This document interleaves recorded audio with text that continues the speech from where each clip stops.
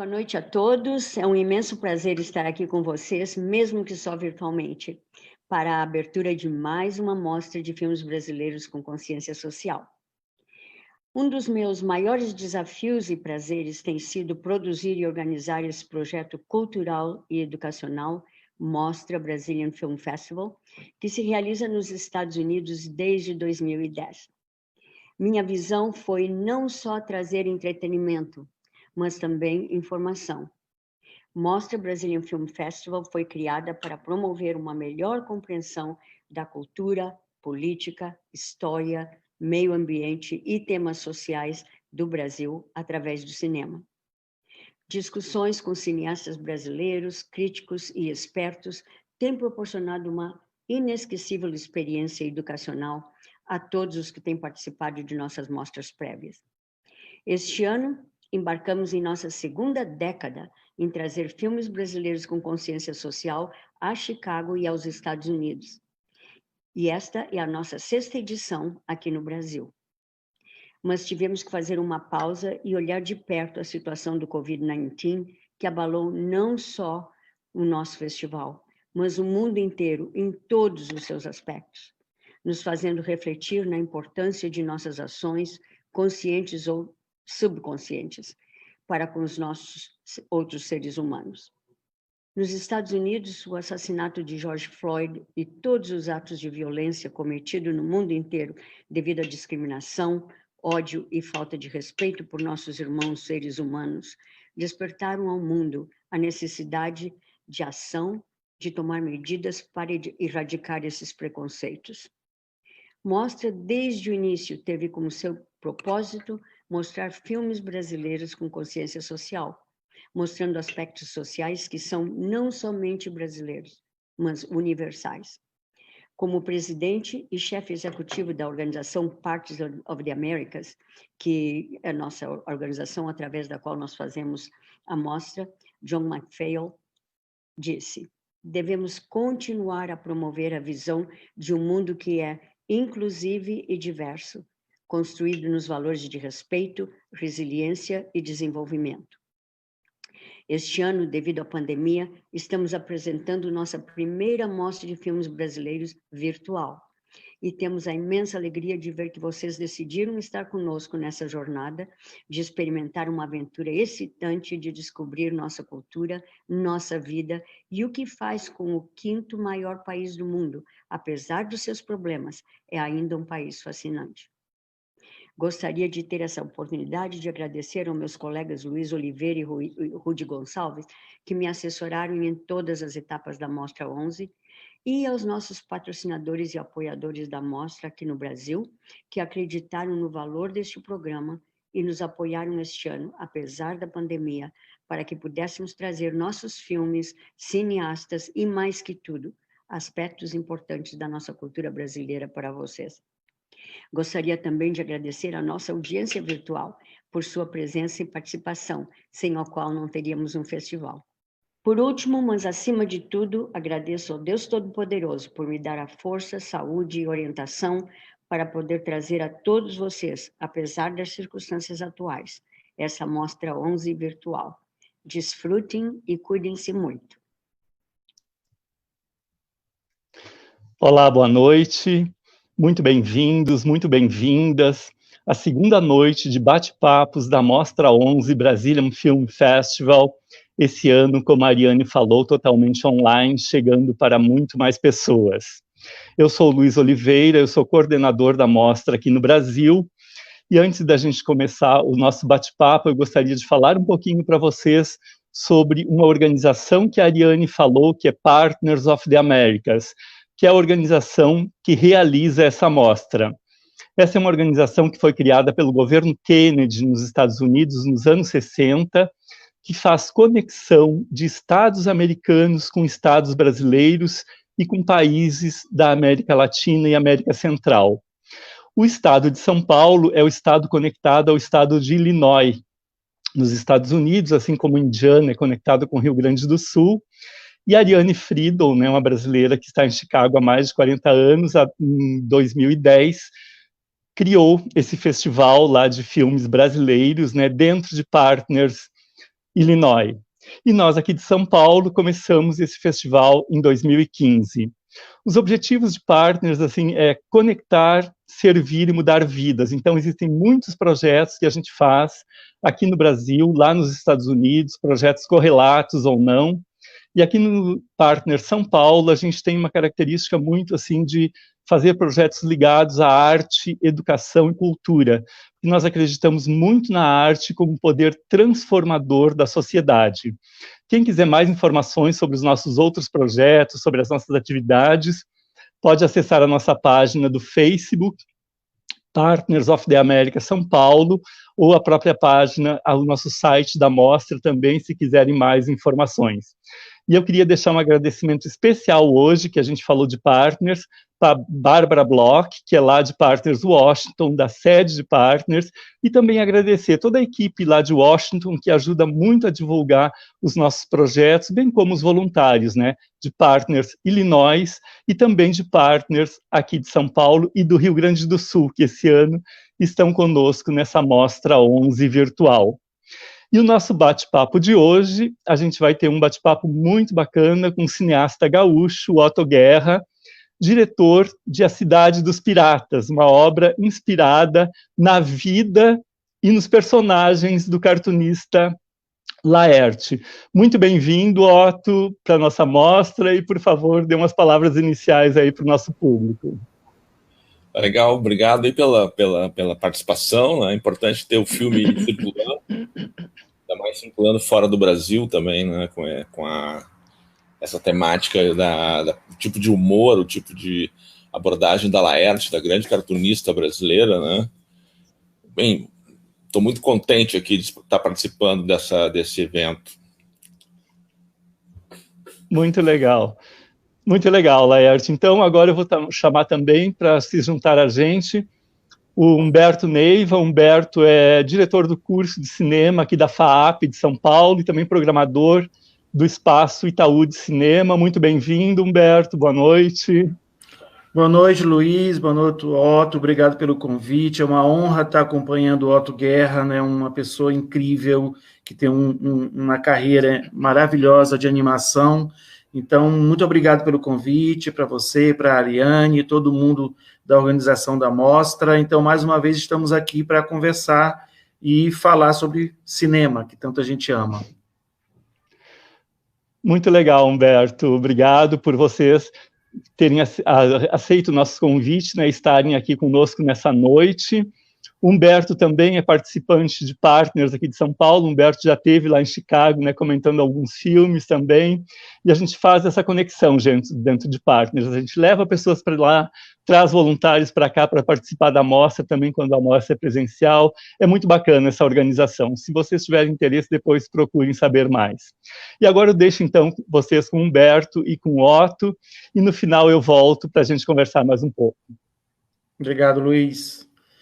Bom, Otto, vamos lá bater um papo sobre esse filme incrível, mas antes eu queria que você falasse alguma coisa, assim, eu não quero entrar agora necessariamente no filme, mas falar um pouco dessa sua carreira, que você começou muito cedo, né, com animação, já criando até uma produtora, né, chamado Otto desenhos, né? E eu queria que você falasse um pouco assim, por que da escolha de animação adulta, né? Porque a gente sempre está acostumado com animação para criança, né? A gente fala em animação, imediatamente a gente já vem pensando em algo para criança. E você sai totalmente desse imaginário e vai para a animação adulta. Como é que isso chegou até você?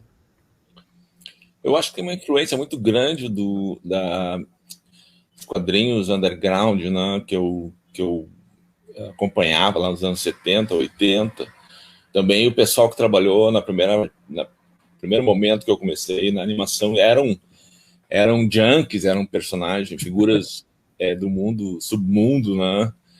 Até eu ficava assombrado, eu tinha 19, 20 anos, eu não fumava, não bebia, caí no meio de um chamado Porão, que é uma espécie de psicodelia aqui de Porto Alegre, né, que era um grupo de malucos. Enfim, aquilo me deixou muito transtornado, né? Mas eu não tive essa concepção, Humberto, de fazer filme adulto ou infantil, né?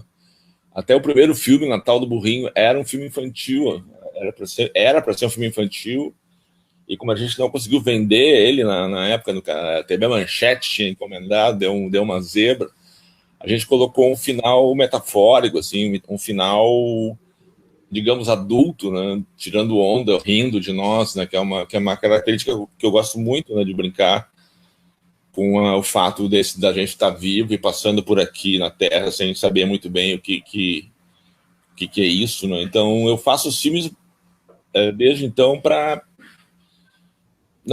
realmente não penso, cara, se é um filme adulto ou não. As Cobras do Veríssimo, segundo curta, também não é um filme adulto, é um filme. O Veríssimo é um cara universal, assim, não tem idade, né? Quer dizer, talvez, eu acho que considerando o cinema de animação é estranho, de fato, né? Não fechar com as crianças, né? E também é um fenômeno. A gente fez uma série de comerciais usando esse universo infantil, né, chamado Os Monstros aqui da Globo, local de Porto Alegre, e eu vi como a animação funciona com o público infantil, né? Escolas se organizavam para ir no estúdio, conhecer o Bicho-Papão, os personagens não existiam os personagens, tudo desenho, né? Nós tínhamos que fazer uns bonecos dos personagens. Que interessante. Agora me diz uma coisa, assim, seus filmes também têm essa linha, né, esse estilo muito de quadrinho, né, esses quadrinhos de jornais que tinham antigamente, né, quer dizer, que a gente vê pouco atualmente, né, esses quadrinhos que você tem esse traço bem característico também. E você foi se não me engano, foi o primeiro filme 18 anos animação no Brasil, né, com Woodstock, Sexo, Orégano e Rock and Roll, né, que também tem esse estilo muito underground, um estilo diferente, né? Um estilo sarcástico, né? Mensagens subliminares, né? Eu acho que essa sua característica é muito, muito marcante, né? Então, fala um pouquinho desse primeiro filme, 18 anos, assim, já que animação 18 anos, né? Como é que fica isso? Não, a gente conseguiu baixar para 16, né? A gente fez uma solicitação lá ao Ministério da... não sei, não... Enfim, mas da Justiça. Da Justiça. A gente conseguiu baixar para 16, porque não tinha nem drogas, nem sexo, nem rock. Tinha um pouco de rock. Eram dois velhos decadentes, assim, então não tinha justificativa, né? Porque fumando orégano, não fumava nem maconha, tem no filme, né? Enfim, mas isso foi muito bom. Na realidade, teve uma divulgação e uma penetração assim, no meio, no cinema, de animação brasileiro, e que eu não esperava assim, tamanha repercussão que teve esse filme, né? Mesmo sabendo que o trabalho do Angeli, do cartunista, que naquela época foi 2004, 2003, quando a gente começou a animar, já não tinha mais a Chiclete com Banana, que era a revista que nasceu no personagem lá dos anos 80, né? E foi bem interessante a repercussão que o filme teve, e também, de certa forma, esse longa legitimou a produtora. As pessoas, os caras produzem, são apesar dos filmes não serem sérios, né, eles são sérios, né? A nossa, eu digo mais iconoclastia, né? A gente não o tipo de humor dos três amigos, né, da Laerte, do Glauco, do Angeli, do Adão e do Rusgaray também são uma espécie de metralhadora giratória, né, que atira em todo mundo, não existem heróis, nem... E que é um pouco... Não, eu acho que é um pouco a Cidade dos Piratas, esse caleidoscópio que você está falando, né? Quer dizer, é um filme que mistura gêneros, porque você vai de animação, ficção, né? Porque tem alguns depoimentos da Laerte. Depois você também coloca um pouco de documentário misturado com ficção, depois um pouco de live action, então você, né, brinca com gêneros também.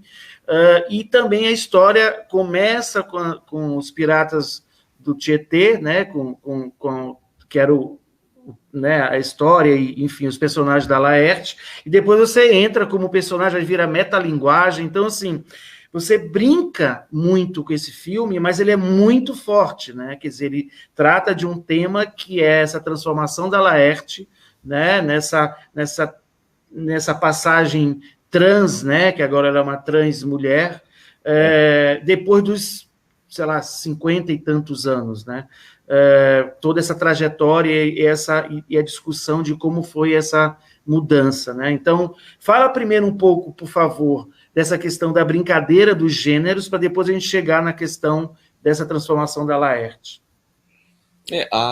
Eu acompanho o trabalho da Laerte desde os anos 70, na verdade, eu conheço... E ele teve um personagem que era publicado na Folha Digital, que era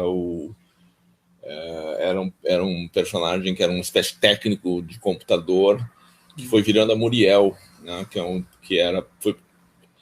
o Laerte sempre foi homossexual, desde sempre, né, a questão que eu também vivi os anos 60, né, não assumia a homossexualidade naquela época era muito mais trágico do que agora, né? Então, no conflitão dele, assim, até conseguiu 57 anos, ele assumiu tanto que ele casou, teve filhos, né? Isso é uma coisa muito assustadora até no Brasil e no mundo, né? Até hoje é um tabu, né? Então, essa transformação da Laerte no meio da produção do filme, eu diria que a vida real é que atropelou a história, né? Ele passou a renegar os piratas, né? Ele gosta dos piratas, mas ele dizia não é mais o tempo deles, né?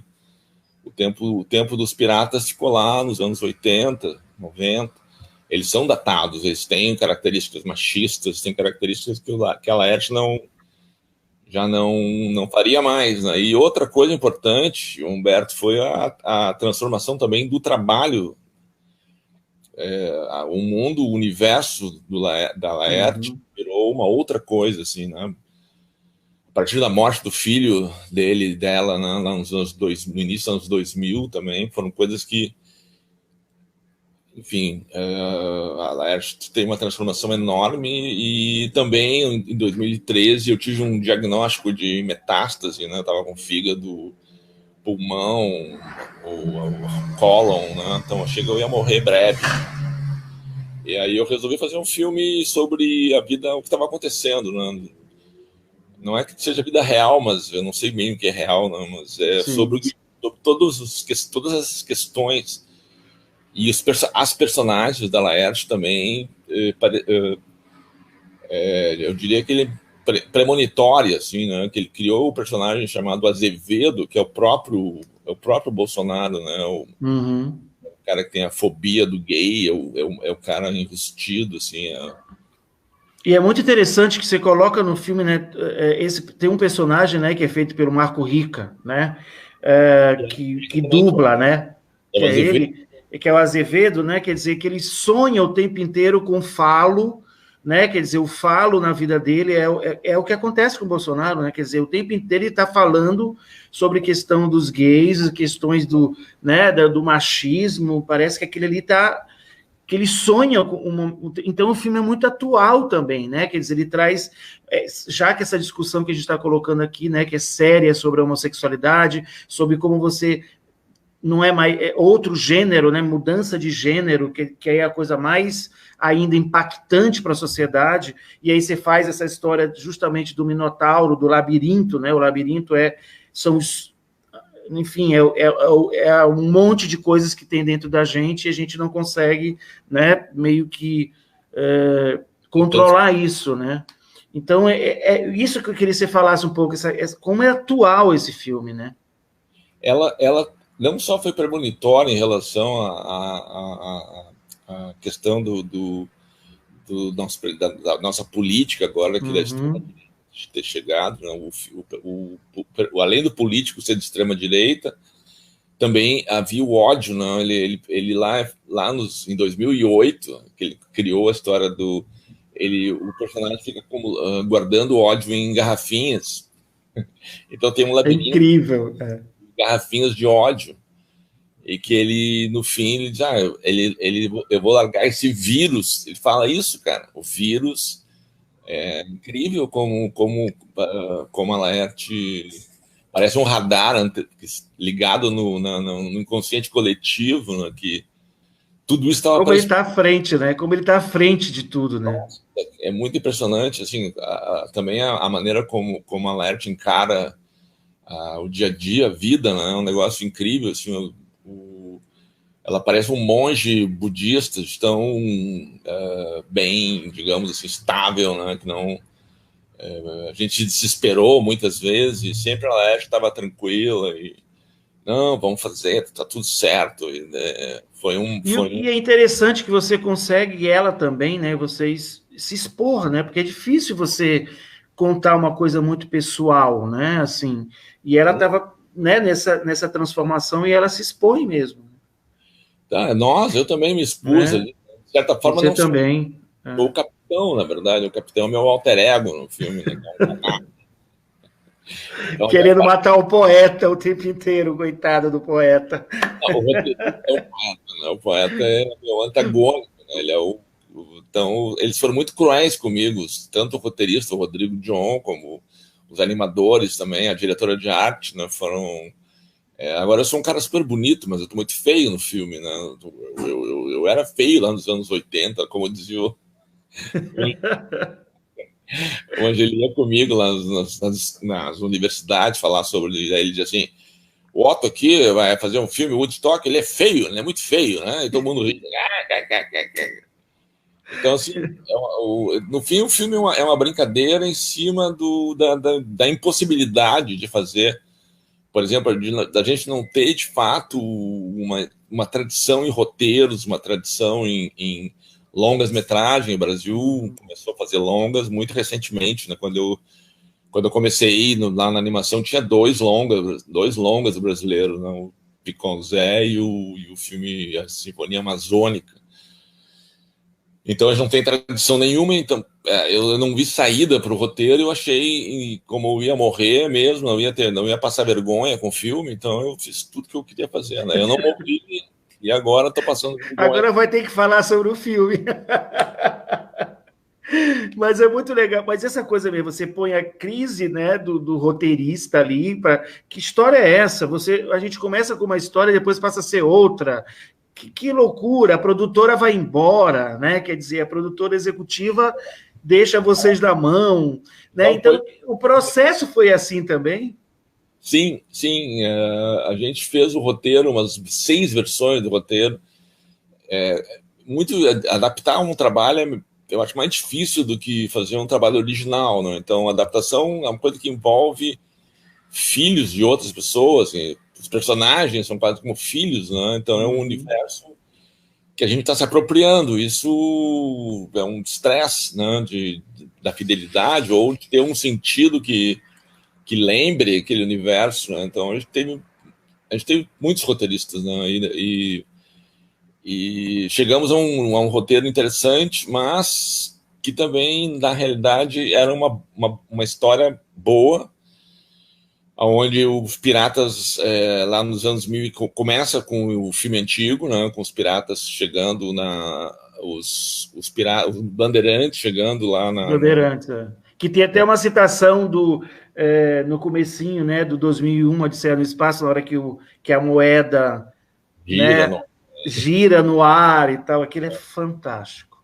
Tem uma elipse também legal, que é quando o Bandeirante coloca a cruz na frente do... Aquilo é lindo também. Um revólver, né, antes, né?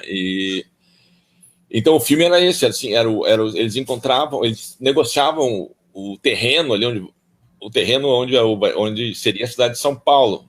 Eles alugam por 500 anos. E daí esse contrato vence justamente agora, né? Então os piratas tomariam a cidade de volta. É uma boa ideia, mas aí não... pela nossa incompetência, na realidade, de conseguir adaptar e fazer uma história que...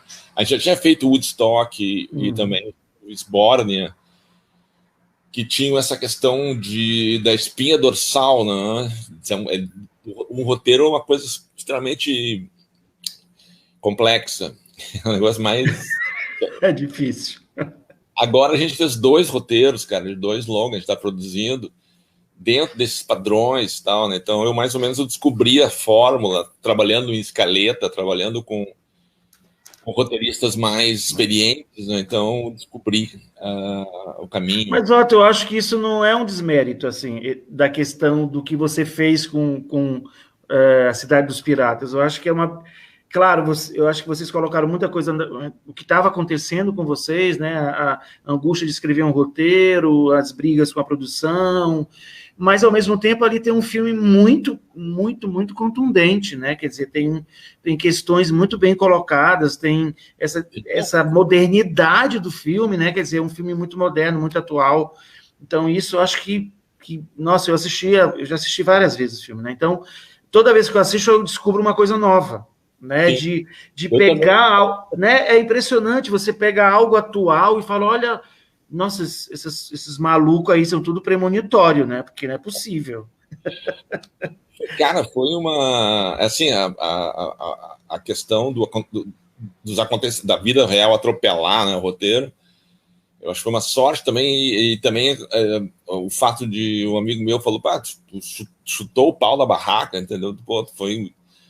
Simplesmente, a gente tem uma tradição aqui no Brasil de cinema marginal, um cinema que ele não tem essa característica, digamos, início, meio e fim, com clássica, né?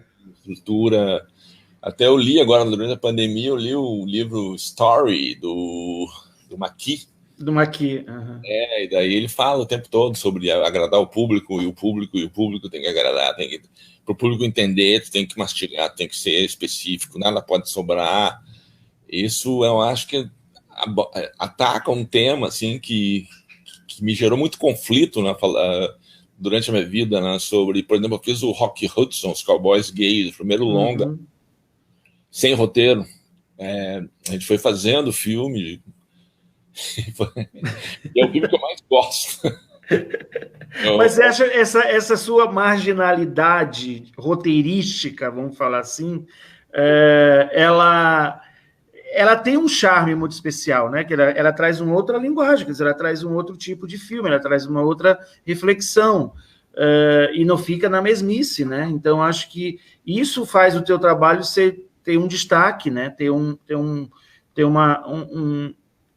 ponto ali que ele coloca que é provocador, né? Quer dizer, você provoca mesmo, você não tem medo de colocar, sabe, a mão na lama, assim, vamos dizer. Sim. Isso é muito interessante, porque todos os teus filmes têm essa pegada, assim, ousada, né? Sim, é uma coisa interessante, porque a crítica, né, mesmo aqui no Sul, que tem críticos... Como a gente trabalha com animação, né, então é um mundo, digamos, meio estranho para os críticos, né, eles não sabem avaliar muito bem, então a gente tem uma avaliação sempre muito boa. Os animadores sempre são estranhos, né? Eles não sabem muito bem que povo é esse. O cavalo corre por fora, né? Mas isso é muito bom, né? Tem sair mesmo do fora e a margem, né? Quer dizer, você não está no mainstream, né? Quer dizer, está naquele lado, né? E ao mesmo tempo, é bom de falar sobre isso, eu queria até que você falasse sobre isso. Você foi convidado a integrar a Academia de Artes e Ciências Cinematográficas de Hollywood, que é o mainstream, né?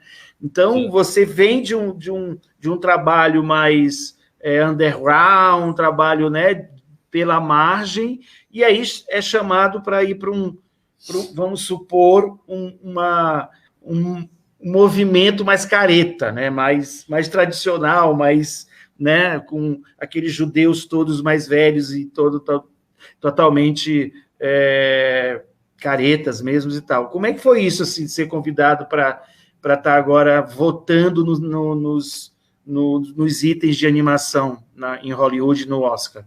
Sim, veja bem, assim, né, eles são os piores dos melhores, né? Deus do diabo, né, cara? Os filmes de Hollywood são os piores e os melhores filmes para a civilização ocidental. Respeitando os filmes russos também, mas eu me identifico muito mais, assim, vendo filmes de Hollywood, né? Vendo, por exemplo,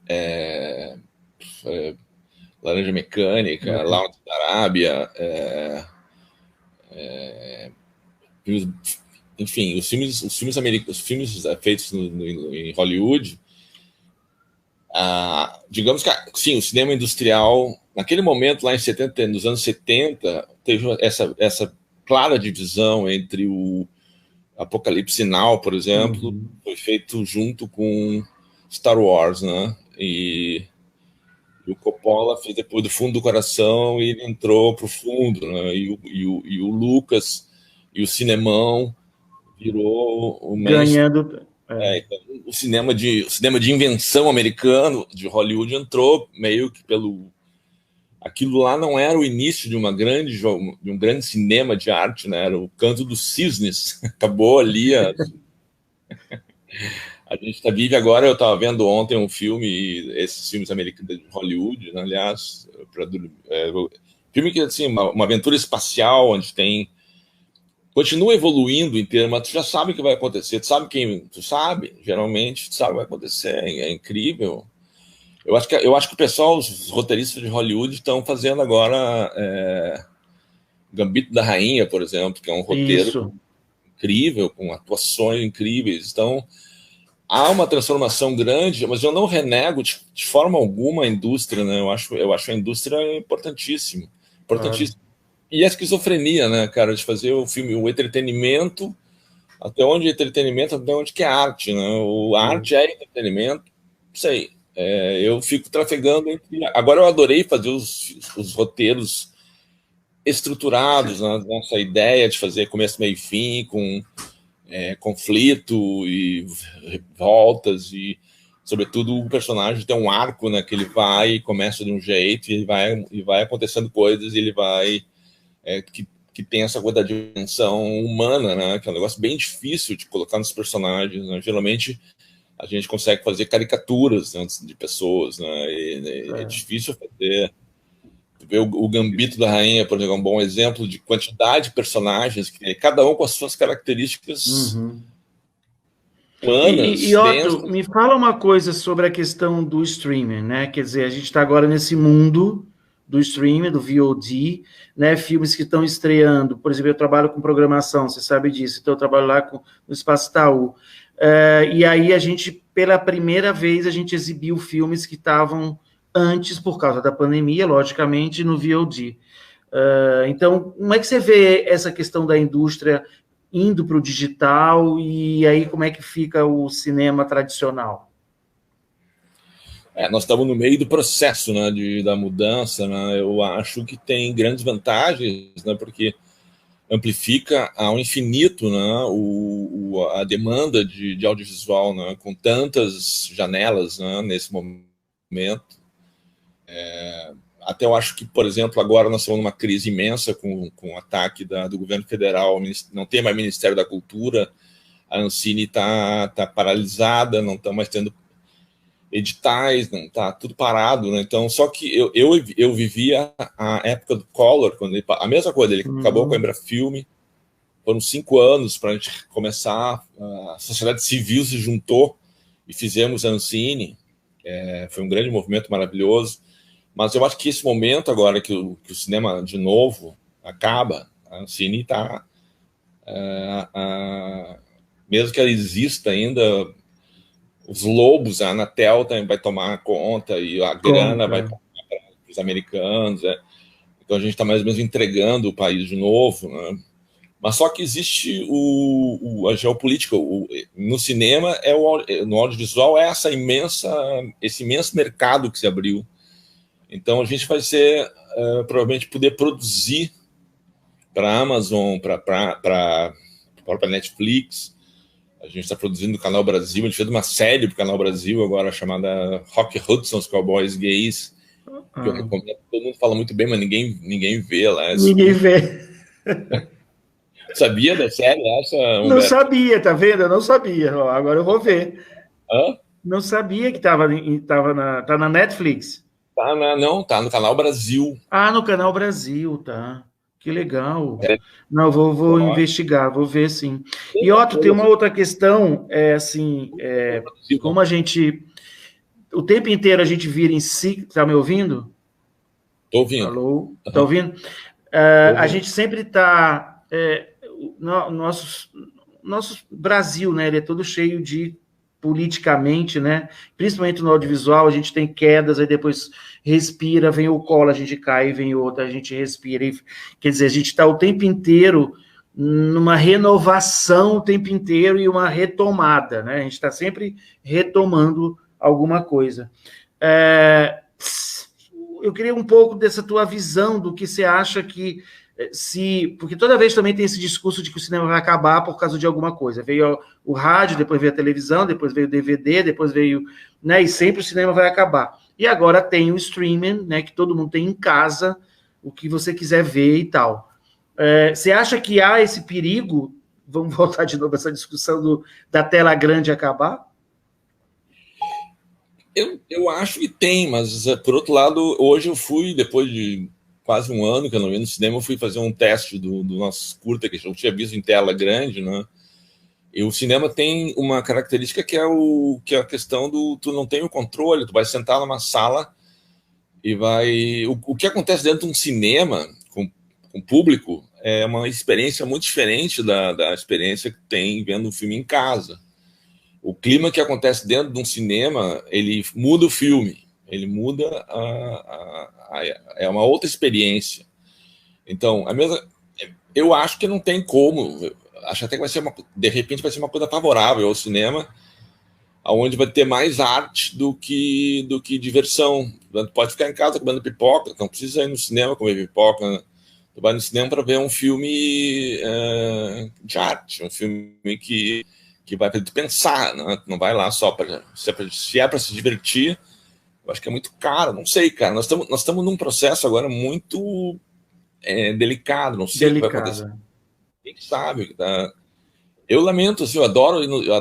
Quer dizer, eu parei também de eu ia ao cinema, sei lá, 8 vezes por mês. Ultimamente eu ia ao cinema 4 vezes por ano, assim, mudou muito, e não era pela pandemia, né? Sei. Muita coisa muda mesmo, né? Quer dizer, os hábitos vão mudando e, né, vem a internet, os jovens nascem com a internet, né? Quer dizer, eles já sabem, enfim, eles já nascem digitais, né? Eles já estão num outro patamar que a gente passou por outras questões. A gente chegou, era da película, enfim, né? Então, agora voltando um pouco, só para a gente daqui a pouco tem que finalizar, falar um pouco do teu filme. Esse filme, ele entrou em cartaz, a gente colocou lá no Espaço, enfim, aí também em Porto Alegre a gente colocou. Como é que foi a repercussão do público? Você acha que o público de Porto Alegre, por exemplo, você é de Porto Alegre, uma cidade super cultural, né, que tem muitas bandas de rock, cinema efervescente, tem a casa de cinema, é um lugar muito, né, bem incrível, assim. Como é que ele recebeu o filme para você, né, a animação, essa última animação que você fez? A crítica foi o pessoal que me falou, o teu melhor filme, assim, acho interessante. Eu também acho, eu acho que foi, eu acho esse filme em relação aos outros filmes é uma evolução, digamos que a gente está estáveis, né? Eu acho, a partir do Piratas, portas se abrem, assim, as pessoas nos conhecem, passei a ser visto de uma maneira interessante, porque eu era tido como um bêbado louco, mas não, um bêbado louco não manteria 42 anos uma produtora. Pois é. Ou até isso também, não sei, Humberto. Não. E me diz uma outra coisa, já que tem essa questão de filmes que são, né, à margem, são filmes que estão ali circulando, mas trazendo uma reflexão muito, muito séria e muito, muito pertinente. Como é que você vê a animação no Brasil, né? Porque, assim, com a pandemia, um dos braços do audiovisual que mais se desenvolveram foi a animação, né? Porque a animação é uma coisa muito... Pode ser que eu esteja falando uma bobagem, mas assim, eu acho que a animação é uma coisa mais sozinha, né? As pessoas ficam muito no computador, depois passa para o outro, então é uma coisa mais virtual mesmo, né? Diferente de uma ficção, que você tem que estar lá, uma ficção, no caso, live action, né? Então, a gente viu e a gente estava acompanhando que a animação deu um boom também durante a pandemia. Mas eu queria que você falasse um pouco disso e um pouco também, para finalizar, da questão da animação no Brasil. Você acha que a gente tem uma indústria? A gente não tem indústria, porque a indústria a gente está muito longe disso, mas a gente tem uma representatividade boa na animação no Brasil? Bom, eu acho esse momento da animação uma coisa que, no meu mais otimista sonho da minha vida, eu nunca pensei que teria o Brasil produzindo. Nós estamos produzindo em torno de 20 a 30 longas ainda dessa fase, desse ciclo que teve agora com a Cine, né? Então, nós estamos fazendo o sexto ou sétimo longa aqui na produtora, né? Então são coisas que eu nunca imaginei. Eu diria que existe uma indústria incipiente, começando, grande, forte. Eu tenho lutado muito por ideias originais, por direção de arte que não copiem. Eu adoro a Disney, adoro o Miyazaki, mas a gente tem que fazer o desenho brasileiro. A gente tem uma cultura riquíssima, então a gente tem que fazer desenhos nossos, a nossa cara. Nossa, então, esses dois filmes que a gente está fazendo agora tem essa coisa, tem o roteiro e vai ter a nossa cara, vai ter a cara do desenho brasileiro.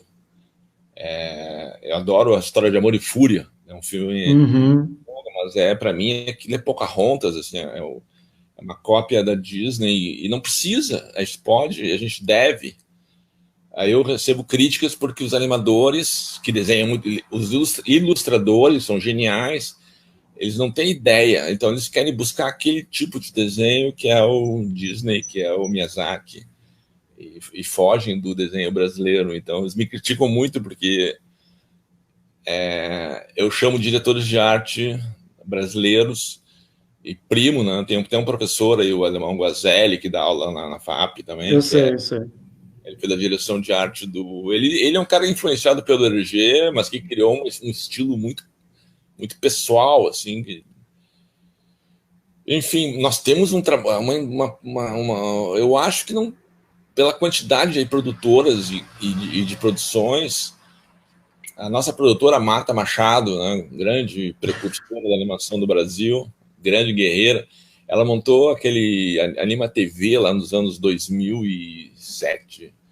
Eu estava em São Paulo, no Itaú, esses tempos, uns 2, 3 anos atrás, e o cara do Irmão do Jorel, o Juliano Henrico, eu não sabia, assim, fui teu aluno lá na oficina, tu que me falou para só fazer merda, cara. Pô, fala o que tu acha que tu sabe, falar sobre a tua vida. E depois a Marta, tua produtora, que viabilizou o episódio piloto da série, e eu não sabia disso, né? E o Irmão já é um exemplo, assim, de série brasileira que já estava... Sucesso, né? De sucesso, né? E tem tem influência ali de Bob Esponja, mas, enfim, a gente não cria, nem o Bob Esponja criou, tudo é uma cópia da cópia da cópia, né? Só copiar do nosso jeito. A gente tem que fazer a nossa animação com a nossa cara, que é um grande país. O Brasil é um país maravilhoso, cara. Mesmo nesse momento horroroso, está passando um momento horrível. Eu acho que é pior do que a ditadura que eu vi lá nos anos 70, cara. Tá pior, assim. Tá pior. Eu não sei, cara. Pra mim, assim,